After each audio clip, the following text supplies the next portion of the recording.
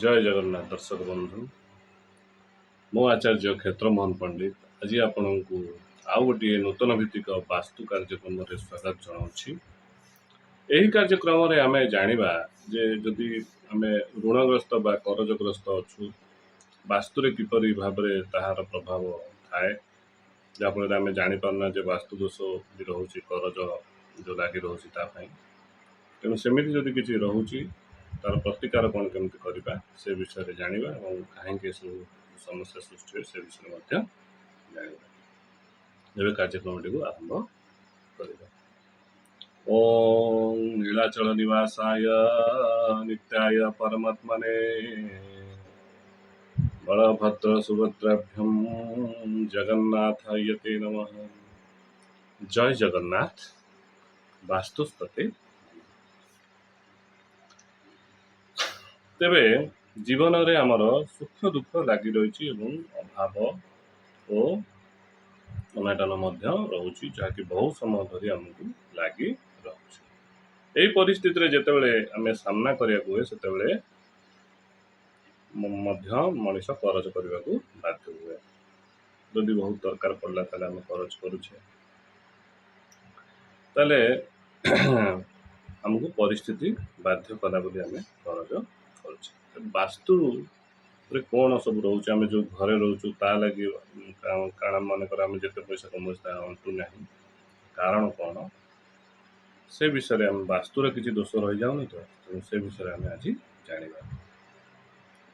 उत्तर किंबा पूर्व कांथरे जदि आप दर्पण लगाउछंती बा दर्पण जदि घरे उत्तर किंबा पूर्व कांथरे अच्छी ताहले ताहा शुभदायक तापाई किसी असुविधा नहीं ताहा लाभदायक अटे। किंतु जदि दक्षिण किंबा पश्चिम कांथरे आपण दर्पण टे लगाउछंती बा अच्छी ताहले ताहा क्षतिकारक बा आपनको ऋणग्रस्त करई थाए। सेहीपरि गृहर उत्तर पूर्व पाख तल नीच हेबा दरकार। घर उत्तर पाख आ पूर्व पाख तार जो स्लोपिंग रोचे से नीच हेबा दरकार।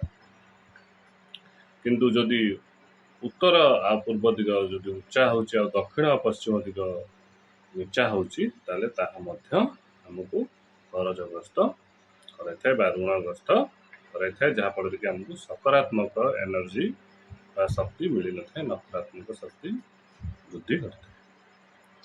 सेहीपरि दक्षिण पश्चिम और दक्षिण दिगरे जदि आम आपण पानी टांकी कूह टैप रखुचंती से दोषरु मध्य व्यक्ति करजग्रस्त बा ऋणग्रस्त होता है। गृह रे दारिद्र्य समस्या लगी रही थाए।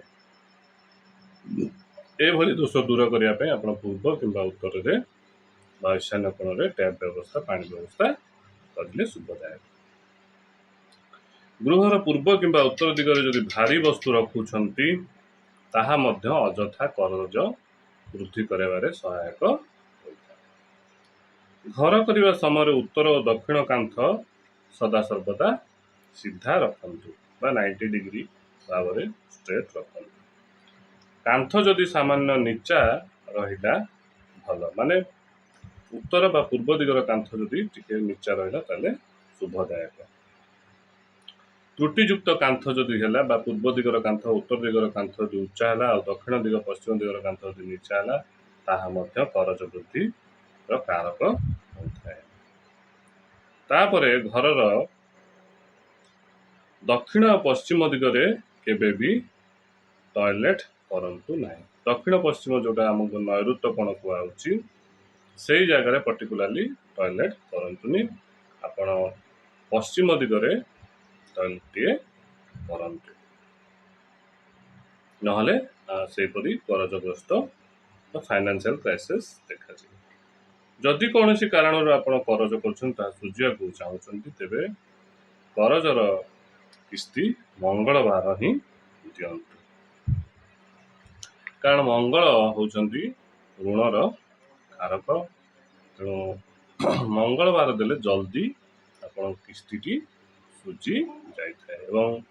ऋणहर्ता मंगल स्तोत्र मध्य पाठ करि परिबे। प्रत्येक मंगलवार दिन हनुमान मंदिर जाइकी आपण धूप दीप लगे पूजा पाठ करें जहाँ फल कि आपणकर करज शीघ्र सुझी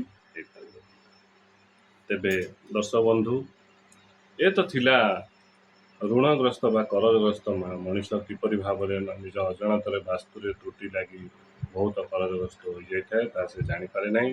ମୁଁ ଭାବୁଛି ଆଜିର ଏ କାର୍ଯ୍ୟକ୍ରମରେ ଆପଣମାନେ ବହୁତ କିଛି ଜାଣିପାରିଥିବେ। ତେଣୁ ଏହାର ପ୍ରତିକାର ଯେଉଁଭଳି ମୁଁ କହିଲି ସେଇଭଳି ଯଦି ଆପଣ କରିବେ ବା କାରଣ ଭୁଲ ତ୍ରୁଟି ଗୁଡ଼ାକୁ ଯଦି ଆପଣ ଠିକ୍ କରିବାକୁ ଚେଷ୍ଟା କରିବେ ତେବେ ନିଶ୍ଚିନ୍ତ ରୂପରେ ଆପଣ ଏହାଦ୍ୱାରା ବହୁତ ସଫଳତା ପାଇପାରିବେ। ତେବେ ଦର୍ଶକ ବନ୍ଧୁ ମୋର ଯଦି ଏ କାର୍ଯ୍ୟକ୍ରମ ଭଲ ଲାଗୁଛି ତେବେ ମୋର ଏ ଚ୍ୟାନେଲଟିକୁ ଲାଇକ୍ ସେୟାର ଏବଂ ସବସ୍କ୍ରାଇବ୍ କରନ୍ତୁ ଏବଂ ଯଦି ଆପଣଙ୍କର କୌଣସି ଜ୍ୟୋତିଷ ଏବଂ ବାସ୍ତୁ ସମ୍ବନ୍ଧୀୟ ସମସ୍ୟା ଥାଏ ମୋ ସହିତ ଯୋଗାଯୋଗ କରିପାରିବେ। ମୋ ଆଚାର୍ଯ୍ୟ କ୍ଷେତ୍ରମୋହନ ପଣ୍ଡିତ। ମୋ ନମ୍ବର ହେଲା 7978276680। ଜୟ ଜଗନ୍ନାଥ, ଜୟ ଆଦିତ୍ୟନାରାୟଣ।